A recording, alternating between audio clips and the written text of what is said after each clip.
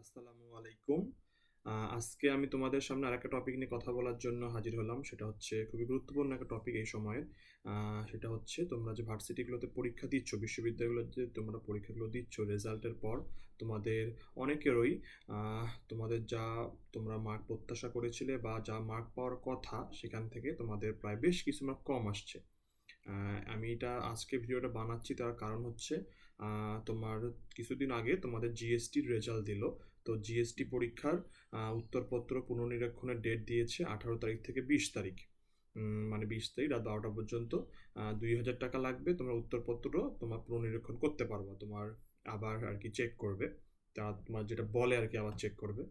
যাই হোক, তো আমি এটা নিয়ে তোমাদের সাথে একটু কথা বলার জন্য আর কি আসলাম। আমাকে প্রচুর স্টুডেন্ট, আমাদের পেইড ব্যাচের স্টুডেন্ট, দেন তোমার আমাদের গ্রুপের পেজের তোমার প্রচুর আর কি নক আসছে যে ভাইয়া আমার রেজাল্ট এরকম কম এসেছে, আমি কি হলো পুনর্নিরীক্ষণের জন্য আবেদন করব কি না, 2,000 টাকা লাগবে, আদৌ করলে কি রেজাল্ট চেঞ্জ হবে কি না, বা অনেকে ভয় পাচ্ছ যে তোমার আরও মার্ক কমে যাবে কিনা। তো আমি এই সকল বিষয় নিয়ে আমি তোমাদের সাথে কথা বলার জন্য আজকে আর কি হাজির হলাম।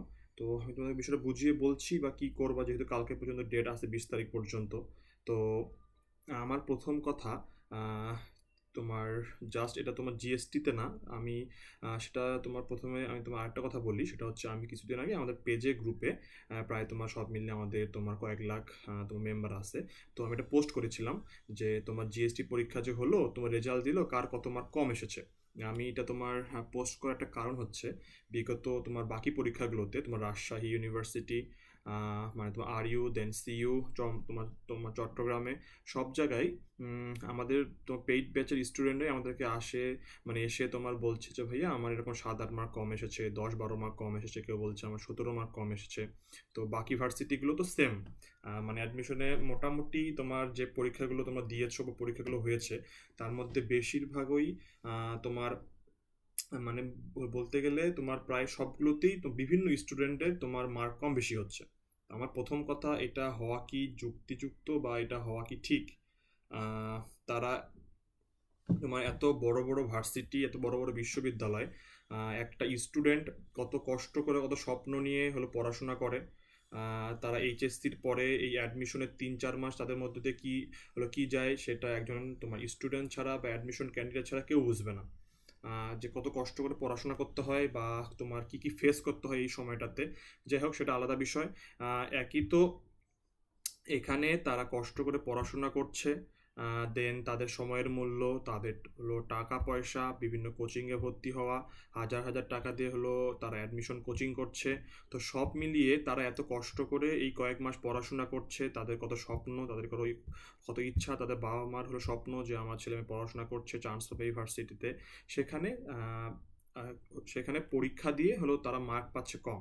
তাও 1-2 মার্ক কম পেলে সেটা হলো আর কি মেনে নেওয়া যায়, যে আমরা যেই পরীক্ষা দিয়ে এসে যে সলিউশনগুলো থেকে আমরা অ্যান্সার মিলাই বা যেই সলিউশনগুলো দেখে আমরা আমাদের মানে কটা ভুল কটা ঠিক বা কত পাবো আমরা যেটা যাচাই করি, সেখানে হয়তো মনে করো আমাদের সলিউশনের সাথে বিশ্ববিদ্যালয়ের 2-3টা অ্যান্সার মিলেনি, হায়েস্ট 3-4 মার্কের একটা হলো আর কি গড়মিল হতে পারে। যে 3টা ভুল গিয়েছে সেখানে হলো নেগেটিভে 4টা ভুল গেলে 4 মার্ক তো কমলোই, যে নেগেটিভ আরও 1 মার্ক কমলো, হলো মোট 5। তো এরকম জাস্ট 5-6 মার্কের গড়মিল হওয়া স্বাভাবিক। তাও 4টা এত ভুল হওয়ার কথা না, 2-3টা হায়েস্ট হলেও হতে পারে যে তাদের অ্যান্সারের সাথে আমরা যে তোমার তথাকথিত যে তোমার তুমি অ্যান্সার শিটগুলো দেখে পরীক্ষা দিয়েছো তো মিলাই, সেখানে মানে সেখানকার সাথে তোমার না মিলতে পারে, হাইস্ট 2-3টা হতে পারে এরকম।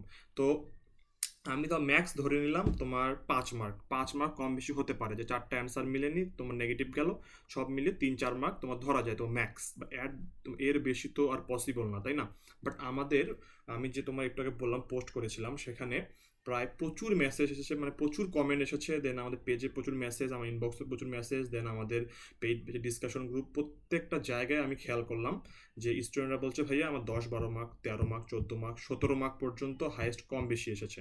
আমি বললাম তুমি কি মিলিয়েছো? দেন আমি আবার তাদেরকে তোমার ওই পরীক্ষার সলিউশনটা তুমি রিসেন্ড করলাম যে আরেকবার তুমি ভালো করে যাচাই করো, ভালো করে দেখো।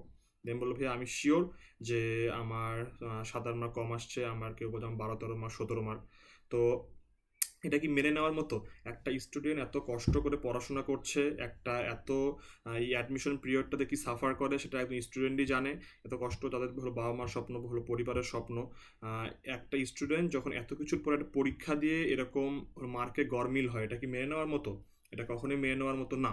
একটা স্টুডেন্ট এই কয়েক মাস প্রিপারেশন নিয়ে পরীক্ষার সর্বোচ্চ ভালো করে দেওয়ার চেষ্টা করে, সেখানে তাদের বিশ্ববিদ্যালয়ে কী প্রবলেম আমি জানি না, হয়তো ওএমআরে মানে যেই ওএমআর শিটে বা যেই হলো ওএমআর মেশিনে তারা হলো এমসিকিউ শিটগুলো কাটে, হয়তো ডাটা ইনপুট দিতে ভুল হয়, বা ওই হলো মেশিনে হলো সমস্যা থাকতে পারে। এটা আমি বলছি তার কারণ আমি আমার নিজের একটু অ্যাডমিশন জার্নির একটা কথা শেয়ার করি।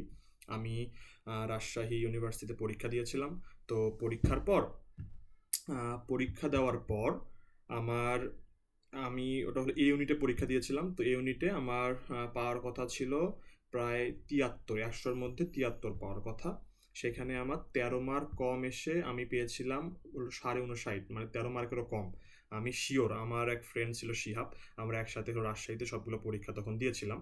তো আমার আর ইউ এ ইউনিটে এত ভালো হয়েছিল, আমার কনফিডেন্সে পরীক্ষা দিয়েছিলাম, সব কমন পেয়েছিলাম। পরীক্ষা দিয়ে এসে আমি শিহাবকে বলি, শিহাব আমার জাস্ট ৩-৪টা ভুল যাবে, বা হলো আমি কয়েকটা স্কিপ করছি, বাকি সব আমার ঠিক আছে। পরে আমরা আসে হলো জয়গুলির সলিউশন মিলালাম, আমার ৭৩ হচ্ছিল। আমি তো হলো খুবই খুশি, যেখানে বিগত বছর কাটমার্ক দেখে মোটামুটি ৬৫-র উপরে পেলে বা ৬০-এর উপরে পেলে অনেক ভালো সাবজেক্ট আসে। সেখানে আমি ৭৩, আমার হলো একদম টপ সাবজেক্ট আসার কথা। পরে আমি তো হলো অনেক খুশি, রেজাল্টের জন্য অপেক্ষা করছি। দেন দেন রেজাল্টের পর দেখি আমি ৫৯.৫ পেয়েছি। তো সেখানে আমার ১৩ মার্ক কম এসেছে। তখন আমি ফ্যামিলিকে জানালাম, আমি আবার রেজাল্ট দেওয়ার পর আবার অ্যান্সার মেলালাম, না আমার তো একদম ৭৩ই আসছে, হাইয়েস্ট ৩ মার্ক। আমি যে ৩টা মানে আমার 50-50 চান্স ছিল, আমি ওই ৩টাও আর কি বাদ দিয়ে ৭০, হাইয়েস্ট হলো ৬৫-র কম জীবনে আমি পাবো না, সেখানে আমি পেয়েছি ৫৯, ৫৯.৫। তাহলে এখান থেকে তোমরা বুঝতে পারছো যে এটা আমার সময় থেকেই সমস্যাটা। আমাদের ওইবার প্রচুর স্টুডেন্ট, তোমার বিভিন্ন আমাদের যে তুমি হেল্পলাইন গ্রুপগুলো থাকে ফেসবুকে, তোমার ভার্সিটির তো প্রচুর স্টুডেন্ট এগুলোতে পোস্ট করছিল যে আমরা তোমার কম কি করব কি করব। বাট আলটিমেটলি কোনো সলিউশন এটা নেই। একবার ভার্সিটি পরীক্ষা নিল, রেজাল্ট দিল, মানে ওটা ওখানেই শেষ। তুমি যতই চিল্লা ফিল্লা করো, তুমি যতই কিছু করো, এটা তোমার রেজাল্টের পরিবর্তন মানে হয় না। 99.99%ই রেজাল্ট চেঞ্জ হয় না। না, আমি যতদূর আমার অভিজ্ঞতা থেকে দেখছি স্টুডেন্টদের বা বিগত কয়েক বছর চেঞ্জ হয় না। সেখানে আমার তো মনে করো তাও সাবজেক্ট এসেছিল আইইআর, মানে সেই তোমার শেষের দিকে সাবজেক্ট এসেছিল। বাট আমি তোমার সাথে ১৩ মার্ক কম পাই। তো এখান তোমার আমাদের আগে এটা আমি তেমন শুনিনি, তখন তো আমি তোমার নিজে অ্যাডমিশন কেন্দ্রে ছিলাম, আমার না শোনাটা স্বাভাবিক। বাট তারপর থেকে প্রতি বছর আমি খেয়াল করছি যে জাস্ট একটা ভার্সিটিতে না, তোমার আর ইউ, সিইউ, জিএসটি প্রতিটাতেই, বিশেষ করে এই ৩টা আমি যে তোমায় বললাম আর ইউ, সিইউ, জিএসটি, এই ৩টে প্রতি বছরই কম আসছে।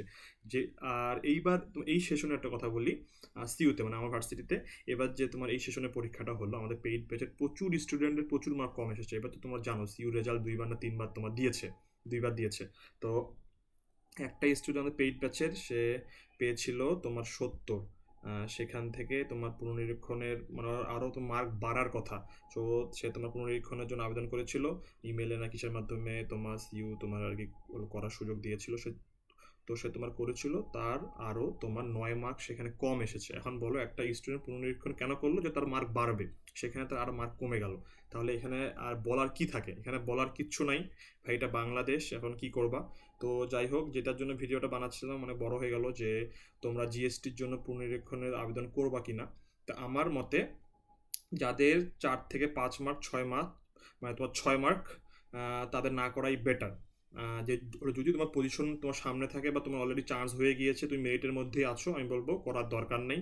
খুব একটা লাভ হয় না বিগত বছরগুলোতে, বা এই বছরও আমাদের বাকি স্টুডেন্ট বা আমার যে অভিজ্ঞতা, খুব একটা লাভ হয় না। তো আমি বলবো তোমার করার দরকার নেই। যদি তোমার পজিশন পিছনে থাকে বা তোমার মানে তোমার চান্স হয়নি, বাট তোমার ৬-৭ মার্ক তোমার বাড়ার কথা বা তোমার বাড়বে তোমার মনে হচ্ছে, তাহলে তুমি তোমার করো। কারণ যদি তোমার পজিশনটা সামনে আগায়, তোমার জন্য একটা লাখ, অবশ্যই তুমি করবা। এখন যাদের ৭-৮ মার্ক বা ১০-১৩ মার্ক, তার তোমার অলরেডি সিএল অনেক পিছনে, তো তারা অবশ্যই করবা।